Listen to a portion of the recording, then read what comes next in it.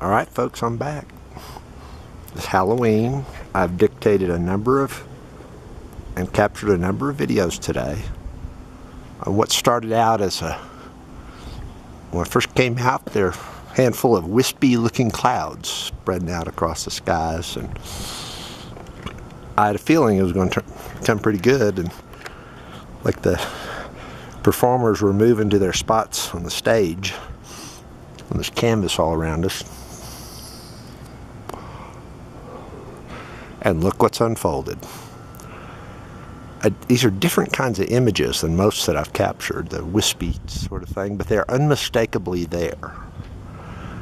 And I don't care if they're as defined or not as defined as some of the others you've seen, because they can show up in any form, fashion God chooses to show, which is kind of making a point here.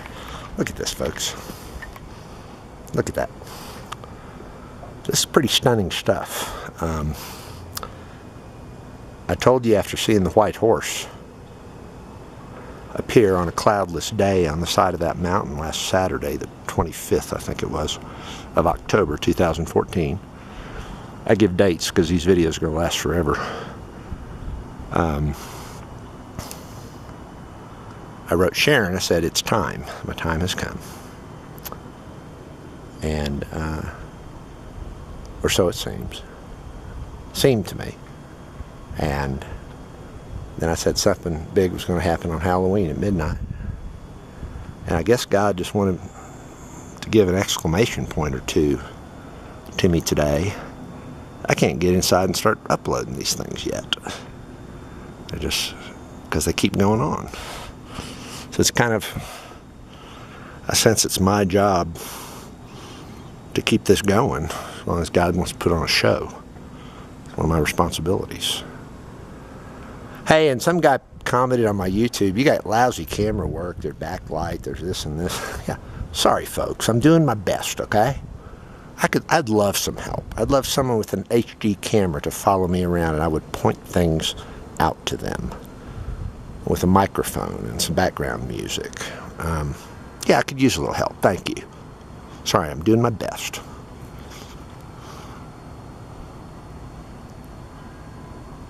But whoever the guy was that posted that comment sent another comment, said, hey, you're real. This is real. This is Matthew 24. Yes, you're right, folks. It is. Real thing. And you'll notice I haven't minced words today or talked in enigmas or parables. I've been straight to the point. Okay?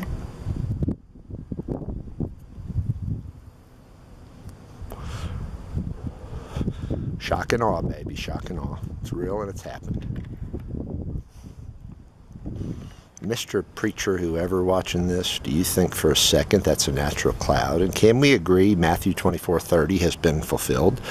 And by the way, in terms of angels in the clouds and stuff like that, you'll find that, I saw 3, 4, 5 references, I think, to that in Revelation too. It's not just Matthew 24. It's all over. Okay? So we can agree. It's happened. And the logical among you will then ask the question, well, if it's happened, where is he? What person is it? Okay, it's not Obama, I promise you that. It's, so where are we going to look? Well, there's this guy that takes all these pictures that these angels seem to follow around wherever he goes. Aspen, Garden of the Gods, golf course 30 miles down the road. When he runs in town, gets a beer. But he's written so much. But wait, we thought he was crazy. Oh, wait. But what does a insane person see when they look at a sane person? They see an insane person, because that person thinks different than them, right? So who's the crazy one, folks? Crazy like a fox, maybe, huh? Ingenious. Our publicist has read everything I've written in the First, Second, and Third Testaments, and all beyond that, to current. Says I'm brilliant beyond words. She's never seen anything like me. Sharice will tell you the same thing.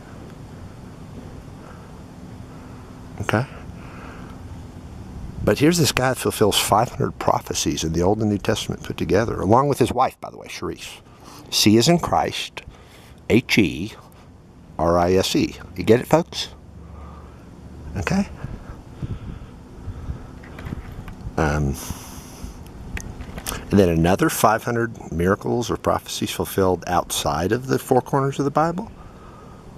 Wow. What are the odds of that happening? But everything he writes is documented and real. Yeah, see, I only write about things that are witnessed by credible witnesses, documented, caught on film. So no one can say I made them up. You see? I'm a smart guy.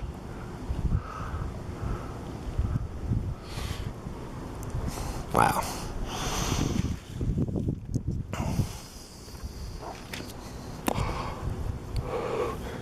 Things seem to be winding down every direction except where the sun is. And on this side, it's just one after another. Look here. Look at that person on the right. An angel on the right. With, of course, the sun looking right at her. You see some fascinating things. You got to smoke cigarettes, marijuana. Although I got in trouble with marijuana the other night. Too much. It was high dose stuff. And I was exhausted. But you'll see them blowing smoke out of their mouths. You will see phallic images of them in bed enjoying each other. Not just two of them at a time, sometimes more. It's the way God designed it, you idiots. Total sexual freedom going forward. No condemnation of anything. And how about that one? I'm the first guy in 2,000 years that figures out why God destroys Sodom when it was right there in the Bible. Go read Genesis, and Lot and his crew show up in Sodom. Guys, people there in town say, well, we want your women. Lot says, you can't have them. Well, then send your men in here. We want to have sex. And that's all it says. And then it jumps, and then it says God destroyed Sodom because its evil was great. And the idiots out there all thought, well, look, they were homosexual or something. That's why there's all this sex stuff. Y'all seen the 10 Commandments movie? All the women running around in Sodom, showing their boobs and all? The sexual playpen or something like that? And that's why God destroyed it? Nope. Read Genesis closely. It doesn't actually say that, you fools. It says Sodom's evil was great. And yes, those practices went on there. But guess what? Those practices in that play were what God designed for mankind, for enjoyment and fulfillment, okay? Read Ezekiel 16, chapter 49, I think it is. And you will see that the reason God destroyed Sodom is they were richly blessed and they mistreated the poor. Okay? That's right in the Bible, folks. By that definition, New York City, damn sure Houston. That's why I named Houston Sodom in the Second Testament. Christmas in Sodom, I think I called it. Made a case study out of Second Baptist. You ought to read that. You'll get a chuckle out of that one. First guy in 2,000 years to figure that one out. How about that? When it was in the Bible all along. How about that, folks? Okay? You want to prove me wrong? Try. You want to debate me? State champion debater? Yeah, God trained me well for this. Loser goes to the branch grinders or power boilers. Bring it on, buddy. I dare you. Okay? Put up or shut up.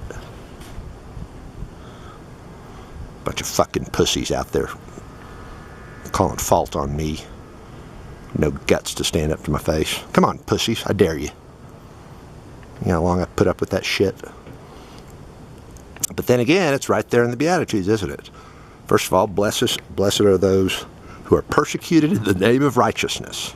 Wouldn't that describe a whistleblower like me? Gets blackballed from his law firm, tossed out of the legal community in Texas. For theirs is the kingdom of heaven. Ha ha. How about that? The reason is, folks, that someone who is so righteous that he would be persecuted by bad guys because he'd hold his ground, that's the kind of person you would trust to run a kingdom. Number 2, next verse reads, blessed are you if people say all kinds of bad things about you, for your riches and rewards in heaven will be great. That may not be exactly the words, but very close to that. So, yeah, I'll just keep talking bad about me. Look where I am now. And look at the sweat pouring off your brow as you're terrified watching this and what's in store. Okay? Don't be. I've given you opening opportunities. But Humble yourself like a child. Get on your knees. Get over here, say I'm sorry. Sign up, sponsor me. And don't ever let it happen again. Okay? But I've talked about what's needed. Now look here, folks. Come on.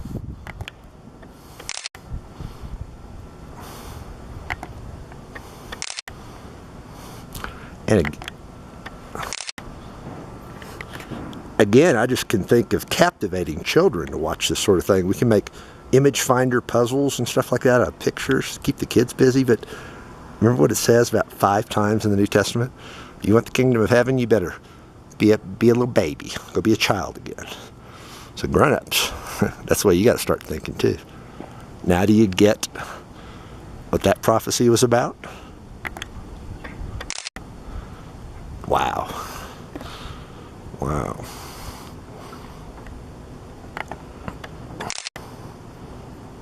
One thing that's interesting to me is if I've heard a verse one time, then I got it in my head.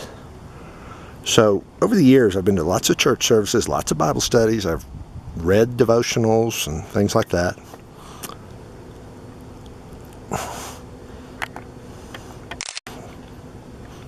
And in doing so, I could remember little verses that for whatever reason I'd heard or had been read to me or studied before.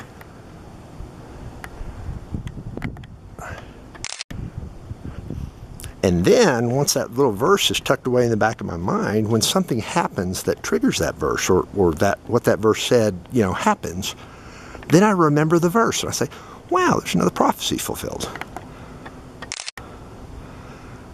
But I can't remember and declare a prophecy fulfilled on a verse I haven't read. So that's why I browse some of these chapters like I did last night. I pick up on things that maybe I hadn't noticed before. Don't ever be so stupid as try to read the Bible cover to cover. It's a waste because you don't know how to tie it together. I'm tying it together. Remember, it's a big crossword puzzle. Just follow me on this stuff. Y'all be great. Because the old Bible will have served its purpose here. That's what I've written as the new Bible. It'll have historic significance. I've declared which chapters are bullshit and fabrications. But the new rule of the game is as I've said.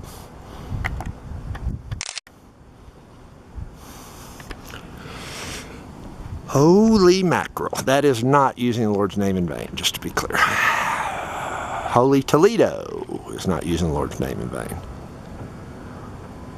In fact, I guess it's actually a compliment to Toledo if you want to be literal. But I don't know that Toledo is such a holy city, so hopefully it will be soon.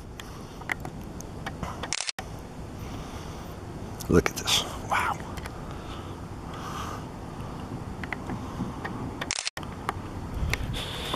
Well, something got me talking this morning, being Halloween. Here we are.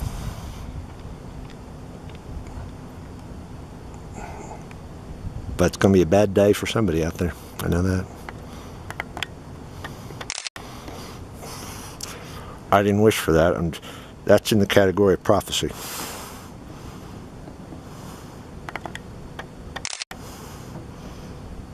Wow. What'd you call that? What does that look like, a dog there, kind of? And what was God spelled backwards?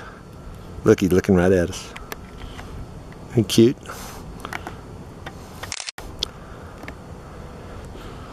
Yeah, I could sure use a high-quality cameraman here. Or just follow me around. Let me turn this into a reality show. Why don't you put we ought to do a reality show at the castle here. Haven't decided whether to let the cameras in the bedroom or not. I know they're already there, but officially.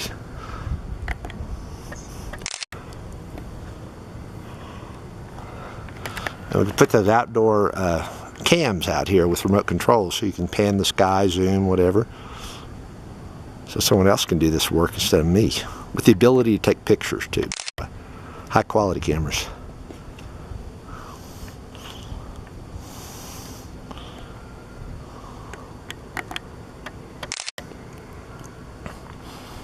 Newcomers who stumble on these videos and haven't heard of me, you better keep watching, start reading, talk to our publicist. This is deep, deep stuff. There has been 6 years of writings and stuff building up on this. quite real. I guess I saw, ooh, he opened his mouth. Look at that. Look at that. Look at the lower right. The mouth moved, or smoke is coming out of it. Did y'all see that? The mouth opened, or a puff of smoke came out. I just saw that. Is that coming out of the mouth? I'm telling y'all, I saw the mouth move.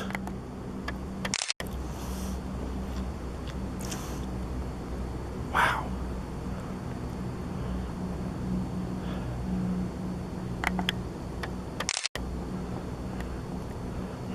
And like I said earlier, I think, uh-oh, out of time.